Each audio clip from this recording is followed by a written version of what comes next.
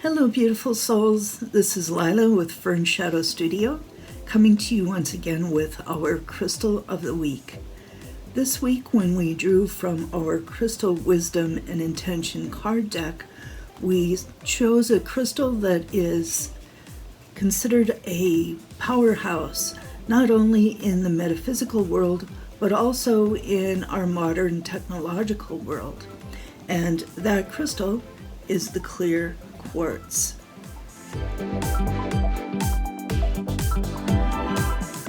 So let's start with some fun facts about our crystal friend, clear quartz. Did you know that it is one of the most abundant minerals on Earth, second only to feldspar? It's found in about 12% of the Earth's crust, and it's found almost everywhere, from granite countertops to mountain peaks to our favorite crystal shop. So this humble crystal quartz actually has been used in our technology for over a century.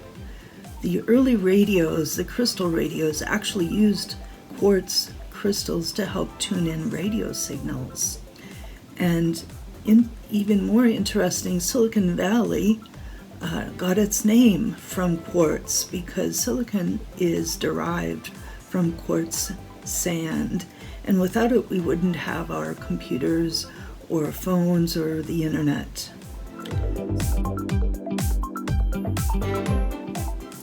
So what makes quartz so useful? Well, it has two properties that are really important. The first is called the piezoelectric effect.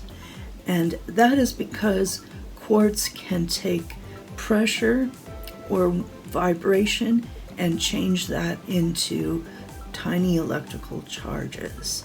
And that's why it's used in a lot of modern technology like watches or sonar equipment or medical devices. The second effect that it has is related to its ability to rectify frequency.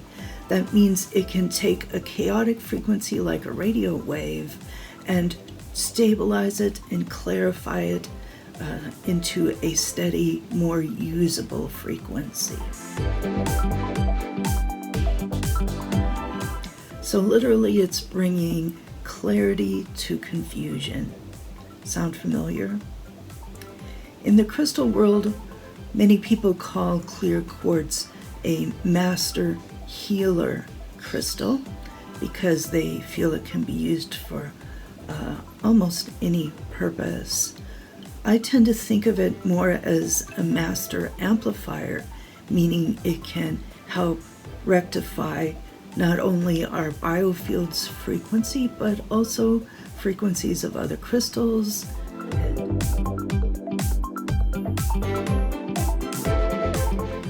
We know quartz by many different names. There's Himalayan quartz, Lemurian quartz, laser quartz, Arkansas quartz. There's a phantom quartz, Tibetan quartz, garden quartz, and even things like anhydrous quartz. So let's break this down a little bit. It's important to understand the differences because they will affect how you want to use them or even what you want to look at when you're thinking of buying a crystal. So we can start out with just some of our natural crystals. If you were out collecting crystals, you might find clear quartz in this form. And of course, it could be cleaned and it could be made to look more pristine and clear without losing any of its natural abilities. But if you were in Arkansas, you might find clear quartz that looks something like this. And that, once again, is in its natural state, just cleaned.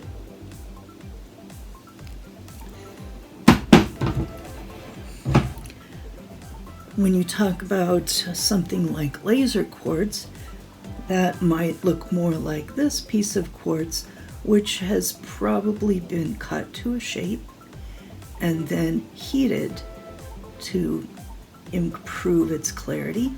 And it also causes tiny fractures, which allow it to bring in more rainbows. So sometimes it's also called rainbow quartz. But remember, it's been altered and it's been cracked.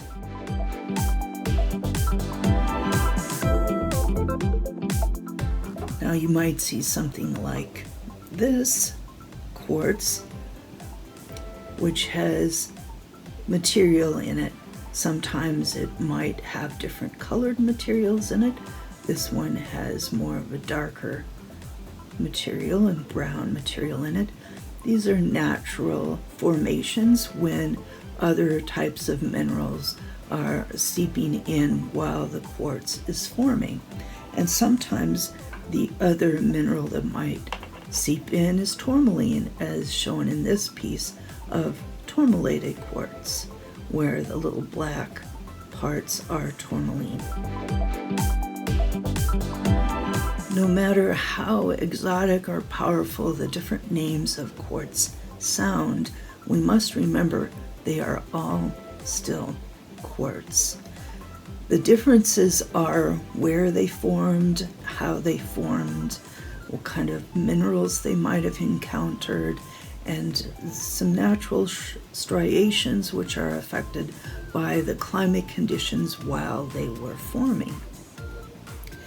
So, for example, Lemurian quartz was formed during a time when there may have been changes in the climate and geology in the area, which stopped the quartz from forming for a while. And then the climates changed again and it began forming again. And so on. It can stop and start and create various striations that you can see in the quartz. They can be found all around the world at various time periods and in the development of the earth. If it resonates with you, perhaps it's worth paying extra for Lemurian quartz, but just remember that it's still quartz. And the same goes for laser quartz. That's a man-made alteration, but it's still a beautiful piece. You have to decide how much you want to pay for that alteration.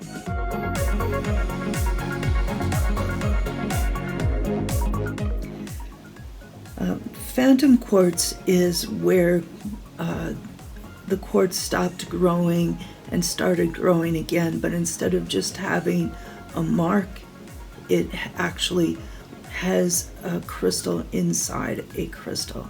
Those are very unique formations. They are still just quartz. And the same goes for anhydrous quartz. Anhydrous quartz is very delicate and very rare. What happens sometimes is when a crystal is forming or a geode is forming and the water is seeping through, bringing the minerals in, creating the deposits. Sometimes that water, as it's leaking through, will become trapped inside the geode or the crystal, and it can be sealed in that crystal or geode for millions of years. And so when you have a true anhydrous quartz, it's very valuable. Unfortunately, it can also be easily duped. So let's talk about some ways that quartz can be altered before it reaches the shelf. We know that quartz points can be cut to make a quartz more desirable.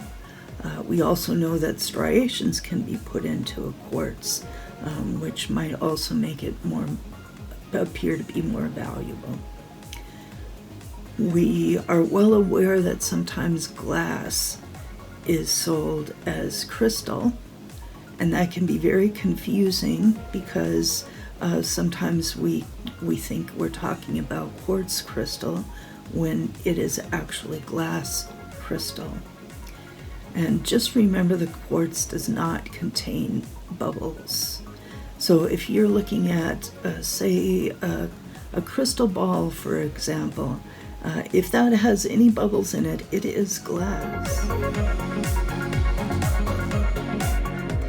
If you wanted to check and see if a specimen was actually glass or quartz, we can remember that quartz is harder than glass and will scratch glass. So if you are in a situation where you can do a destructive test like a scratch test, that might be one way of confirming what you actually have. Now, a type of quartz that we see very commonly out there is called aura quartz or aqua aura quartz, and it is indeed very beautiful.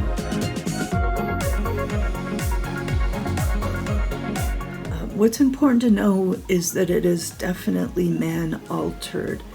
They can take a sometimes poorer quality of clear quartz and vapor disperse it, meaning apply a titanium, gold, or other mineral coating to the quartz to give it that prismatic aurora borealis kind of effect. And it's up to you on whether you feel that alteration makes it valuable to you, or whether it might actually impede some of the crystal's ability to rectify frequency. So just remember, if a piece of crystal quartz truly speaks to you, if you're drawn to it, that's valid and that's real. But it's important to make sure that you make informed decisions when you're looking at purchasing a quartz. So now let's review our intention for quartz, as we wanted to rectify and work with our frequency as well as possible by setting our intention. So our intention for clear quartz can be something like this: my energy is increasing and being amplified. I feel stronger and more focused and more infused in the light. If you have any questions about clear quartz or my crystal wisdom and intention card deck, you can find me at fernshadowstudio.com. Thank you.